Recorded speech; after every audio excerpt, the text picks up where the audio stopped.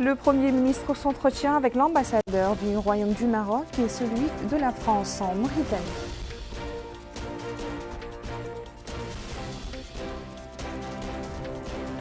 Une délégation ministérielle de haut niveau se rend à Nouadhibou et visite l'autorité de la zone franche.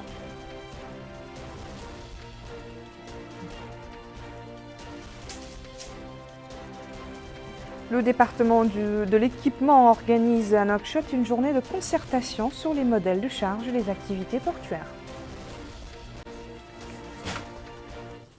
Voilà pour les titres, bonsoir et bienvenue à vous. Avant de passer au développement de ces titres, c'est arrêté de la primature nommant Mohamedan Bahamed conseiller au cabinet du Premier ministre chargé des affaires administratives. Le Premier ministre Mohamed Bilal a reçu en audience aujourd'hui à la primature Hamid Chebar, ambassadeur du Royaume du Maroc accrédité à Nouakchott. L'entrevue a été l'occasion de discuter des relations existantes entre la Mauritanie et le Maroc et des moyens de les développer. L'audience s'est déroulée en présence de Sidi Moulay-Zain, directeur de cabinet du Premier ministre, et de Khadija Srer Saïd, chargé de mission du Premier ministre. Autre audience du Premier ministre, Mohamed Bilal a reçu également Robert Moulier, ambassadeur de France accrédité à Nouakchott. L'entrevue a été l'occasion de discuter des relations entre la Mauritanie et la France et des moyens de les promouvoir. Cette audience s'est déroulée en présence du directeur de cabinet du Premier ministre et de la conseillère au Premier ministre Hindou Aynina. À Nouadhibou, le ministre des Affaires économiques et de la promotion des secteurs productifs s'est rendu à l'autorité de la zone franche de Nouadhibou. Ousmane Mamadou Khan a tenu une réunion avec les responsables de cette structure. Compte rendu signé Bokar Bailaba. Première activité a consisté en la visite du siège de l'autorité de la zone franche de Nouadhibou.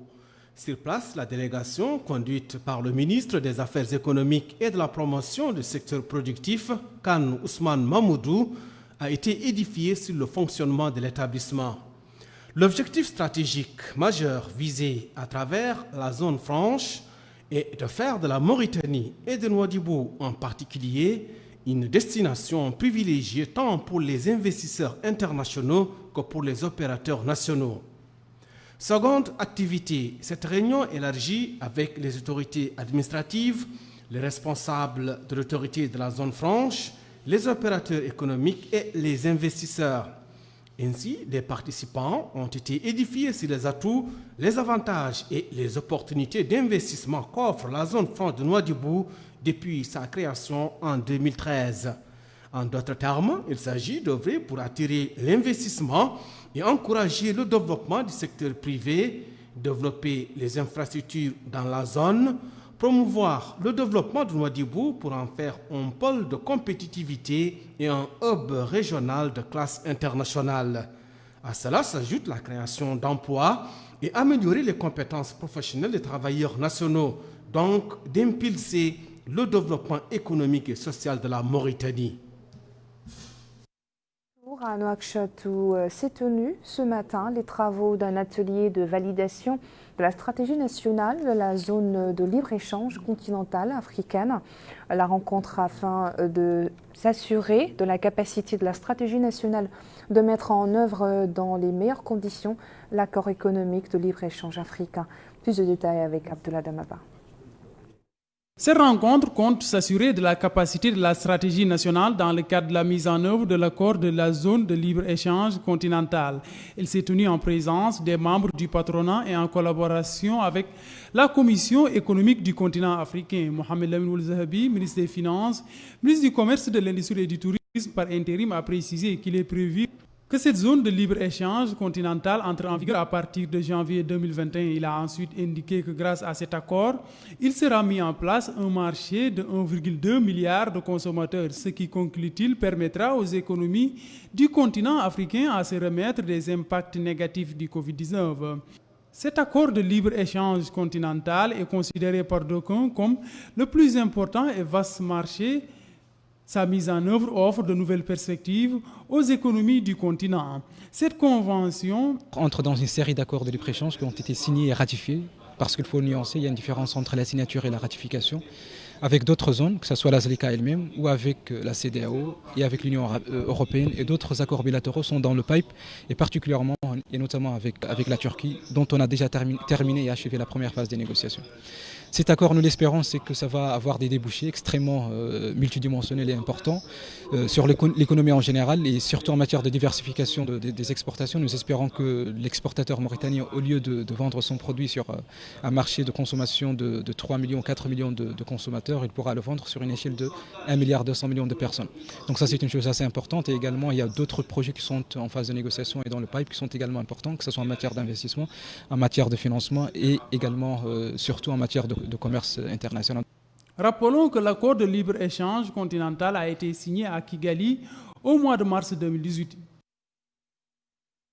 La direction du port de l'Amitié a organisé aujourd'hui à Nouakchott une journée de concertation sur les modèles des charges des activités portuaires.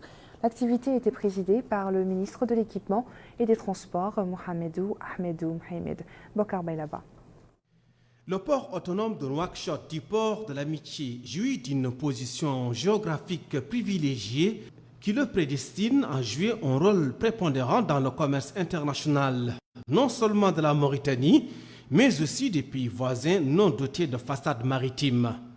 Et à l'ouverture des travaux de cette journée de concertation, le ministre de l'Équipement et des Transports, Mohamedou Ahmedou Mohamed, a déclaré que l'organisation de cette rencontre, la première du genre, prouve que le port de l'Amitié accorde une grande importance aux réformes du président de la République et à son ambitieux programme. Il a ajouté que le port applique dans le cadre de ses activités les normes et la réglementation en vigueur, notamment le décret qui lui accorde de larges attributions pour renforcer son rôle dans les domaines de la coordination et la normalisation des activités portières. L'objectif est de protéger les entreprises vitales et rapprocher ces services des utilisateurs. Autre intervention, c'est celle faite par le directeur du port, Ahmed El Raïs, qui a indiqué que son établissement doit être un véritable pôle de développement et une pièce maîtresse dans le développement global du pays. Il a souligné que le port a entrepris une série de réformes visant sa modernisation, l'amélioration du climat des affaires et l'instauration de la transparence dans la gestion de ces différentes activités. De son côté, le président de l'Union des services et professions libérales, Mohamed Ouelloualid, a indiqué que les modèles de charge des activités portières que le port va signer avec les acteurs privés constituent un pas important dans la réalisation d'un secteur privé fort et organisé pouvant contribuer au développement du pays. Ensemble, le port autonome de Nouakchott du port de l'Amitié constitue l'un des principaux outils industriels et commerciaux pour le développement économique et social de la Mauritanie. Il est appelé à s'adapter aux mutations socio-économiques, à accompagner l'évolution rapide des échanges de notre pays avec le reste du monde. Le ministre de la Culture, de l'Artisanat et des Relations avec le Parlement a visité aujourd'hui certains établissements relevant de son département. Il s'est rendu à la Commission nationale pour l'éducation, la culture et les sciences, à la Fondation nationale de sauvegarde des villes anciennes, entre autres. Détails sur cette visite avec Malika Nekle. Le ministre de la Culture, de l'Artisanat et des Relations avec le Parlement, M. Lemrabat El-Benahi, a effectué une visite d'inspection et de travail à un certain nombre d'établissements relevant de son département. La Commission nationale pour l'éducation, la culture et les sciences a constitué la première étape de cette visite. Sur place, il s'est rendu dans les différents services de cette institution. Il a reçu d'amples explications sur la mission de celle-ci, qui s'inscrit dans le cadre de la politique générale du gouvernement et plus particulièrement en ce qui concerne ses relations avec les organismes internationaux et arabes dans le domaine de la culture et des sciences, et également entre les administrations et différentes parties prenantes nationales travaillant dans ce secteur. Au cours de la réunion tenue avec le personnel, le ministre les a exhortés à redoubler d'efforts dans la réalisation de leur mission afin que cette institution atteigne pleinement ses objectifs. La Fondation nationale pour la sauvegarde des villes anciennes a été la deuxième étape de cette visite. Le ministre a reçu d'amples explications sur l'importance de celle-ci, qui a pour mission la préservation et la sauvegarde des villes anciennes en Mauritanie. Celle-ci travaille sur la base des programmes de développement ayant pour objectif la préservation du patrimoine culturel matériel et immatériel. Ces villes sont des joyaux historiques possédant notamment des bibliothèques de manuscrits transmises au fil du temps. Cette visite du ministre de la Culture, de l'Artisanat et des Relations avec le Parlement illustre la grande importance accordée par le gouvernement au patrimoine culturel. Le ministre s'est engagé à solutionner les problèmes et défis auxquels sont confrontés les responsables de ces établissements dans l'exercice de leur mission. À l'Institut mauritanien de recherche et de formation en matière de patrimoine et de la culture, le ministre a visité les différents services. Il a pu voir de visu les différentes étapes de préservation des manuscrits. Le ministre s'est rendu également à la direction de l'action culturelle et des arts et à la Bibliothèque nationale, puis au Musée national. Tout au long de ces visites, le ministre a reçu d'amples explications sur les missions et les défis auxquels ils font face. Le ministre a exhorté les responsables à redoubler d'efforts et d'abnégation dans la réalisation de leur mission. Le ministre de l'Emploi, de la Jeunesse et des Sports a entamé une visite d'information au niveau de la wilaya du Trarza. Sur place, le ministre s'est informé sur le fonctionnement de certains services de son département. Abdullah Damaba. Le ministre de l'Emploi, de la Jeunesse et des Sports, Talé Oulsid Ahmed, s'est rendu à Rosso afin de s'enquérir du travail des jeunes volontaires membres du programme de volontariat Watanouna. Suite aux récentes pluies, certains quartiers de cette ville ont été envahis par les eaux de pluie, rendant ainsi la circulation un peu plus difficile que d'habitude. Il a ainsi échangé avec les membres des structures de jeunes de cette wilaya par rapport au travail qu'ils abattent et l'importance de cet engagement citoyen des habitants. Talé Oulsid Ahmed, ministre de l'Emploi, de la Jeunesse et des Sports, a ainsi félicité les résidents de cette ville et aussi les participants à cette opération visant à débarrasser cette localité de ces eaux qui obstruent la circulation. Il a précisé avoir fait un tour et est témoin des dégâts qui ont été causés par ces eaux de pluie. Il a enfin déclaré être sur place avec une équipe des Nations Unies avec laquelle une convention a été paraphée qui rentre dans le cadre de l'appui au bénévolat en Mauritanie. Le ministre a aussi parcouru les différents quartiers qui ont été endommagés à la suite des pluies diluviennes. Ainsi, les jeunes de la ville se sont exprimés. C'est le cas de ce jeune homme qui, indique-t-il, réside au niveau de cette ville il y a de cela 25 ans. On a, indique-t-il, exposé les problèmes de notre quartier, particulièrement les eaux de pluie, au ministre de l'Emploi, de la Jeunesse et des Sports, qui, précise-t-il, a promis qu'il va en discuter avec les autorités locales. Cet autre habitant remercie le ministre de l'Emploi, de la Jeunesse et des Sports et fait part de leurs problèmes avec ces eaux de pluie. Il demande une collaboration avec les autorités pour trouver une solution à ce problème. Talé Oulsid Ahmed était accompagné durant ce déplacement du Wali et maire de Rosso et des autorités sécuritaires de cette wilaya. Le Conseil des ministres s'est réuni hier au sortir de la rencontre. Le ministre de l'Enseignement supérieur, de la Recherche scientifique, des technologies de l'information et de la communication, Dr Sidi Salem, a commenté les résultats du Conseil aux côtés de plusieurs de ses homologues. Compte rendu signé de cette conférence, signé avec Abdelrahman Hamadan.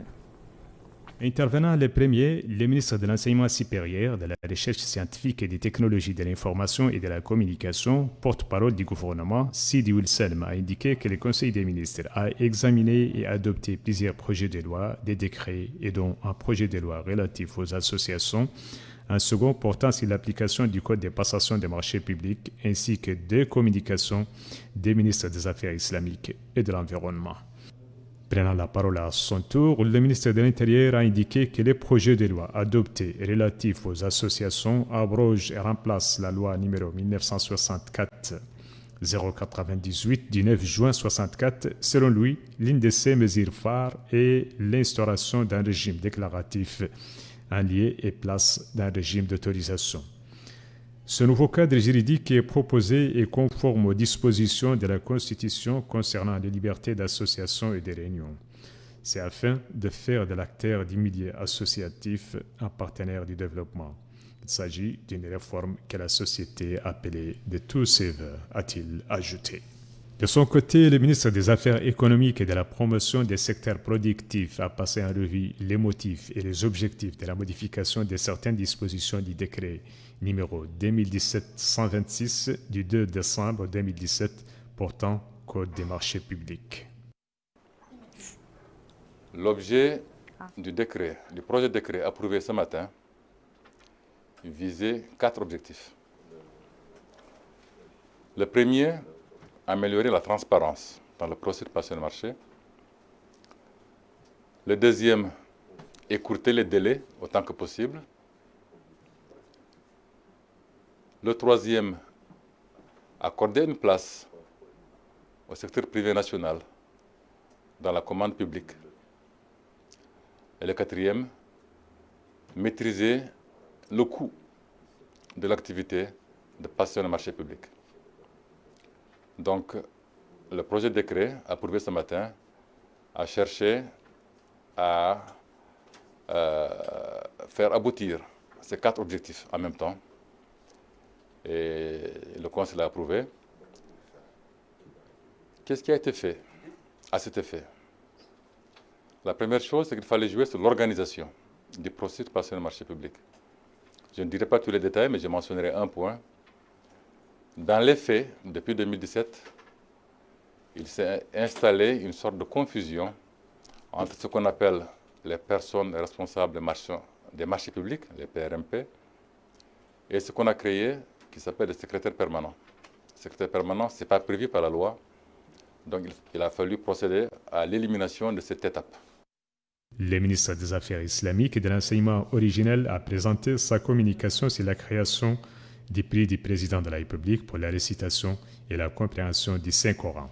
À ces propos, Dahoul Amar Talib a indiqué que le concours qui démarrera bientôt se déroulera dans une première étape au niveau des 15 wilayas du pays. Les 3 lauréats de chaque wilaya seront sélectionnés pour la finale qui aura lieu à Nouakchott. Au total, 45 personnes seront réunies à Nouakchott.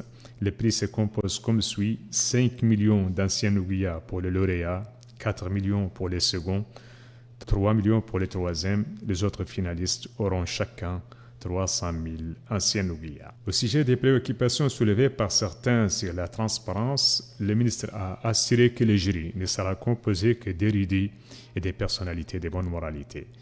Quant à la ministre de l'Environnement et du Développement durable, Mariam Bekay, elle a commenté sa communication sur l'état des pâturages et proposé une série de mesures pour protéger efficacement ces espaces. De ce fait, un plan d'action a été mis en place avec une enveloppe de 740 millions d'anciens ouguiya.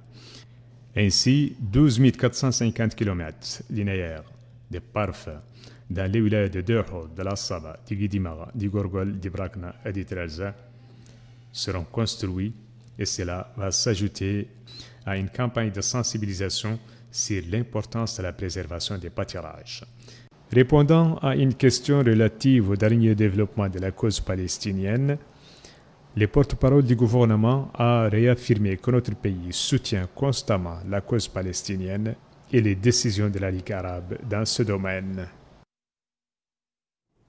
Autre visite ministérielle, celle effectuée par la ministre des Affaires sociales, de l'Enfance et de la Famille, Lara Haroun Chersidia, qui s'est rendue ce matin au centre de formation et de promotion sociale des enfants handicapés à Nouakchott. L'objectif de la visite est de s'informer de près sur le fonctionnement du centre et les réponses apportées aux problèmes des enfants en situation d'handicap. Fatimetou Moulaïzaine. Les enfants en situation de handicap ont été à l'accueil de la ministre des Affaires sociales, de l'Enfance et de la Famille, Mme Naham Haroun Chersidia, lors de sa visite du centre de formation et de promotion sociale des enfants handicap. Celle-ci, satisfaite, affirme que le centre apprend aux enfants la communication verbale et la communication physique, l'aidant à recevoir des informations et à agir normalement. Celle-ci aussi affirme que depuis l'ouverture du centre, elle a inscrit son enfant handicap et confirme qu'il reçoit de bons services. Elle ajoute qu'en ce qui concerne l'éducation, le centre manque d'infrastructures de base et de salles séparant chaque type d'handicap. La ministre s'est rendue aussi au siège principal de la Mourata'a del Mina, à la section des sourds-muets, puis à la section des enfants autistes, ainsi qu'à celle des handicaps physiques du XAR. Elle a également été informée des services qu'offrent ces centres aux enfants et des problèmes auxquels font face le personnel concerné. Abdelrahim El-Hammadi, responsable, ajoute que cette visite a été une grande opportunité qui doit être saisie et qui est d'ailleurs la première visite de la ministre des Affaires sociales visant les centres concernés par ce département. Il ajoute que cette visite prouve l'importance qu'accorde le gouvernement à cette frange sensible de la population. La présidente et les membres du mécanisme national de prévention de la torture ont prêté serment aujourd'hui au cours d'une audience publique à la Cour suprême. La cérémonie présidée par Hossein Naji, président de la Cour suprême, se déroule 2 semaines après la nomination des membres du mécanisme. Tour à tour, la présidente et les membres du MNP ont juré d'organiser des visites dans les lieux de privation de liberté, faire des rapports et des recommandations afin de s'assurer que les détenus ne sont pas soumis à la torture ou à des traitements inhumains et dégradants durant les 4 prochaines années.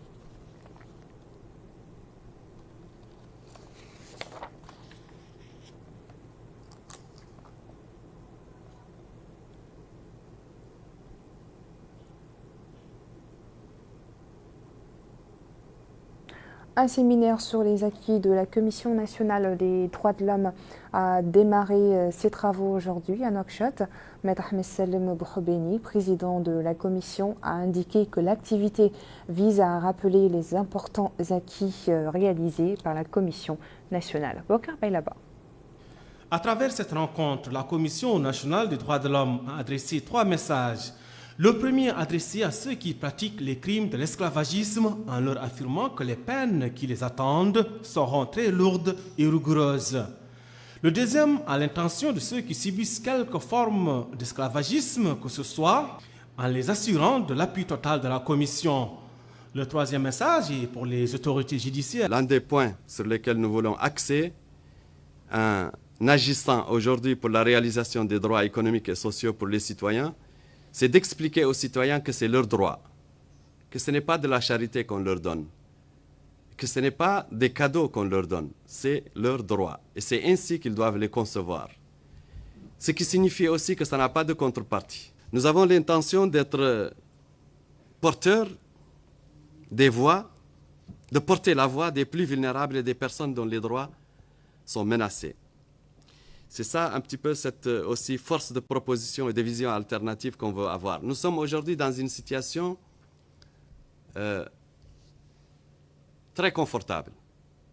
Nous bénéficions de la confiance du gouvernement et des actes concrets le prouvent tous les jours. Donc notre rapport avec le gouvernement est sain.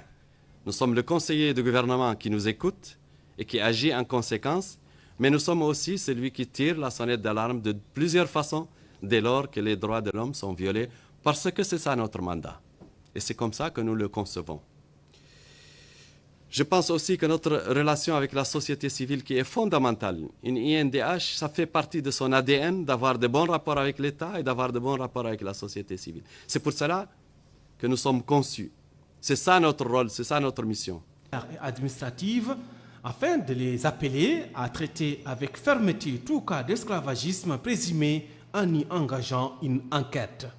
La rencontre a été marquée par plusieurs interventions qui mettent en exergue l'importance de la promotion des droits de l'homme dans le pays. Ils ont en outre insisté sur le renforcement de l'indépendance de cette institution.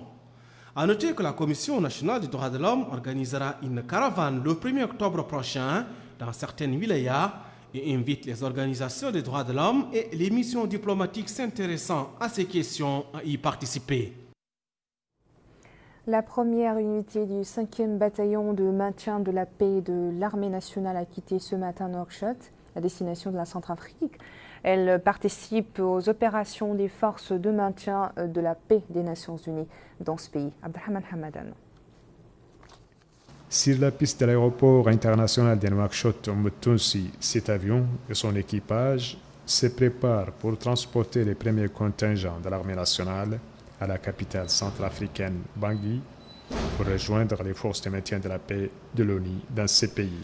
L'unité, qui comprend plusieurs officiers, sous-officiers et soldats, a été saluée à son départ par le secrétaire général du ministère de la Défense nationale, Mohamed Valoul Maïf, et par le contre-amiral Ahmed Ben Aouf, chef du 3e bureau à l'état-major général des armées.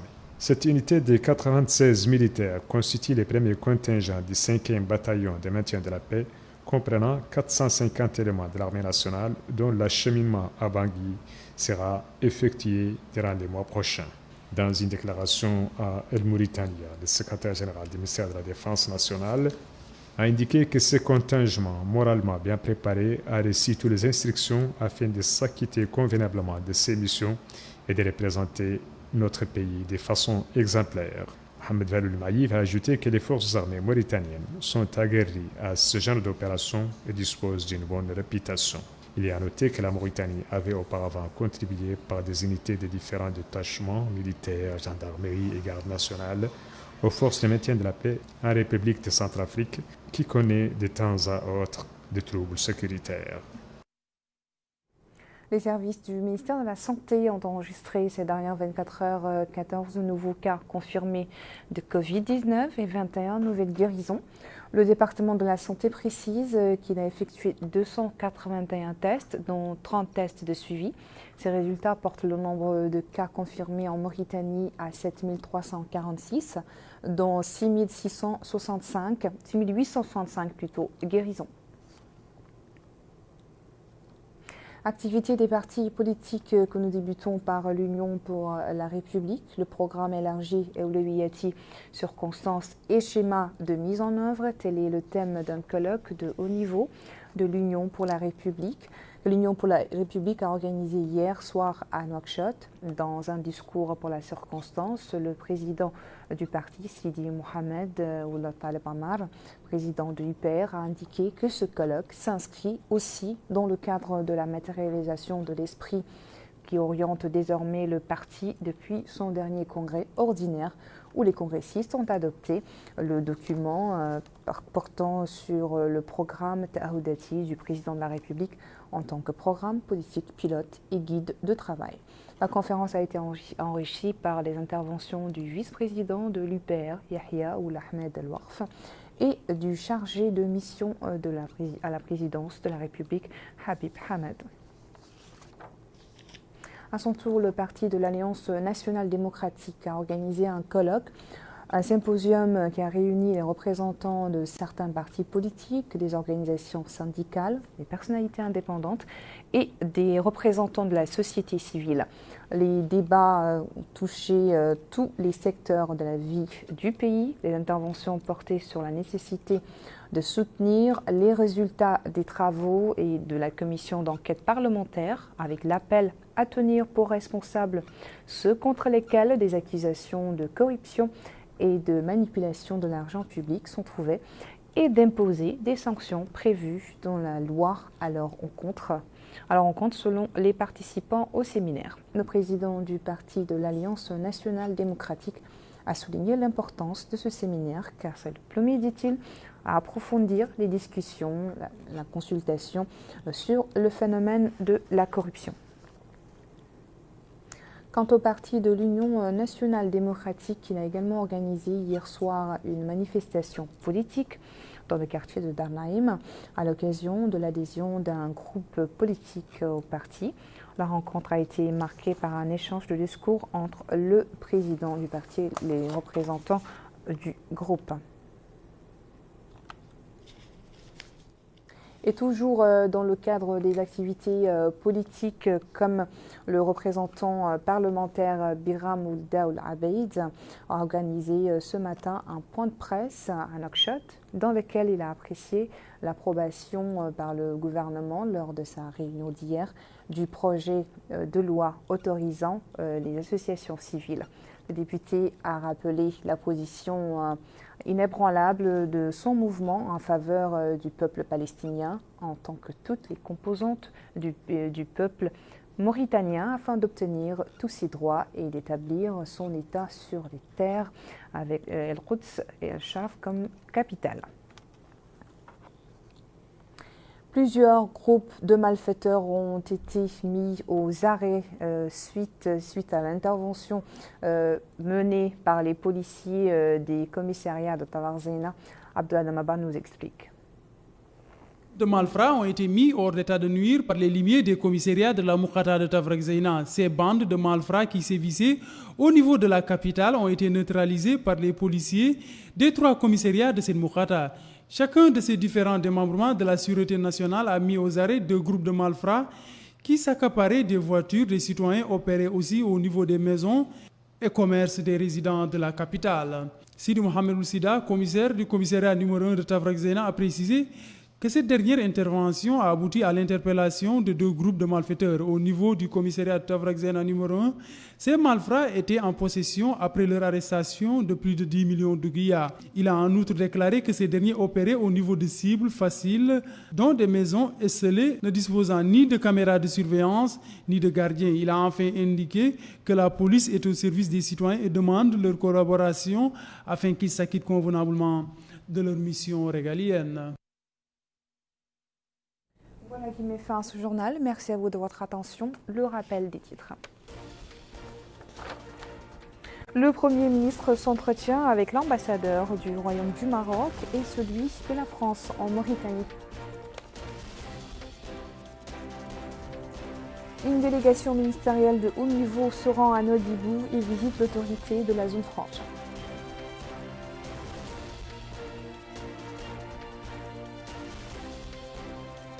Et le département de l'équipement organise à Nouakchott une journée de concertation sur les modèles de charge des activités portuaires.